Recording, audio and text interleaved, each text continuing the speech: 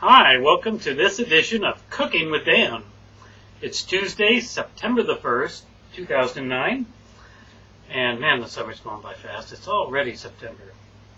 Well, today we are going to make Dan's world-famous jaw stretcher sandwich.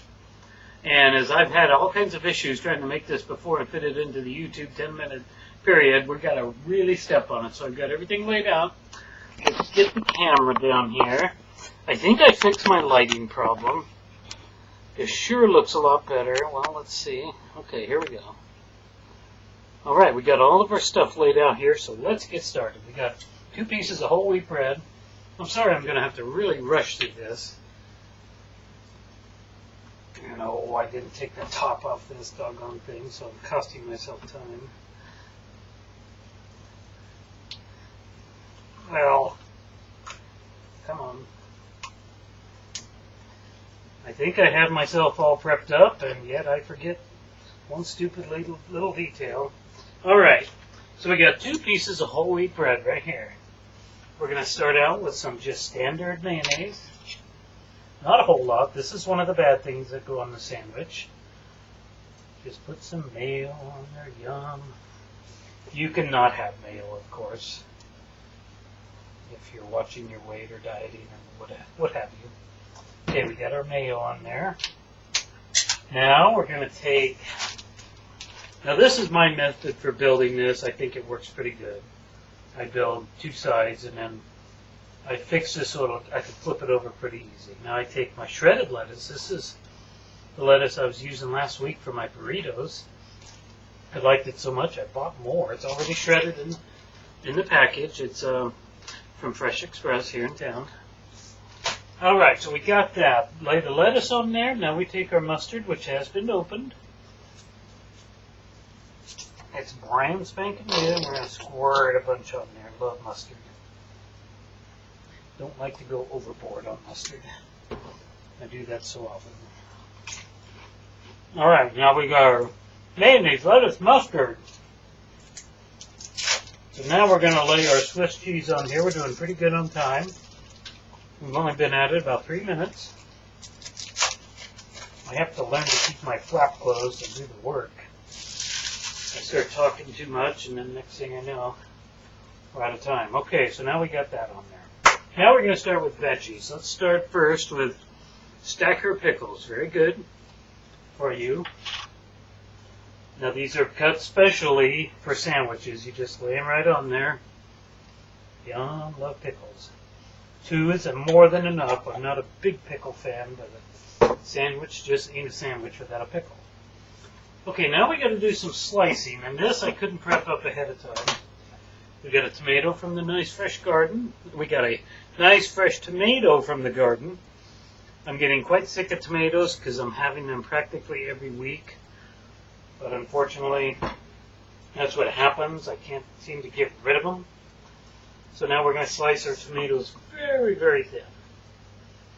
I'm very good with a knife. I've been using one for years and years. Now we're going to lay them right on there, very thin sliced tomatoes. Yum. I never cut myself, but now that I got the camera on, I probably will. Okay, we need my salt. Where's my salt shaker? How did I leave it way over there? Okay, I like a little salt on my tomatoes. Now we're done with our tomato. Now we're going to get out our red onion. We haven't forgotten anything. No, we're good. Moving right along. Now we got a red Bermuda onion. These can be just as hot as the as yellow or white onion, so you got to be careful. When you slice this, you want it sliced so paper thin. Very difficult to do. Please don't cut yourself. Very thin slice of onion, as you can see. Very thin. Well, that's actually pretty thick. I can get a thinner slice than that. Stand by.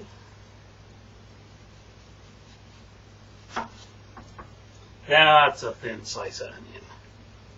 Yum, look at that. That's a thin slice. 2 pieces generally are more than sufficient. Just a little bit of onion will add a lot of flavor and spice. Okay, we're doing really good. Now, let's bring what we have over here so you can take a look at it. I got most everything piled on one side. And I get the cheese holding the lettuce and the mayonnaise mustard down. Because when I flip this over, that's what I'm going to do. Now I'm going to add the last ingredient. Oops. Slide my stuff right off there. We're doing really good on time. We're right at 5.5 minutes. So now we're going to take our ham. I just buy this rather cheap ham. At Winco, it's like 42 cents. Now, I worked at a deli years ago, and you're supposed to pile your ham on there, make a big pile out of it. This sandwich doesn't need to have that because it don't work good enough. Sorry, I had to taste the ham. Okay, here we are. You can see I got everything is on there now. Now the trick's going to be to flip this side over without having a huge mess. So let's do that. I can do that, no problem. Watch me flip it right on the floor. Not going to happen. Yep, there we go. This is the reason it's called the jaw stretcher sandwich. As you can see, it's extremely thick. This will be my entire dinner. I don't need chips or anything to go with this. This will be more than sufficient. Now, of course, I'm going to have to smash this down a little bit. Now I'm going to cut it in half. And then to eat this, I'm going to have to put a paper towel. I'm going to have to wrap it in a towel. Otherwise, I'm just going to have sandwich everywhere. So I'll have to put my bib on for sure to eat this one. Okay, we're doing really well. We got about 2.5 minutes left over. We got our sandwich made. So we will cut this. I don't want to cut it yet. I'm not ready to eat yet.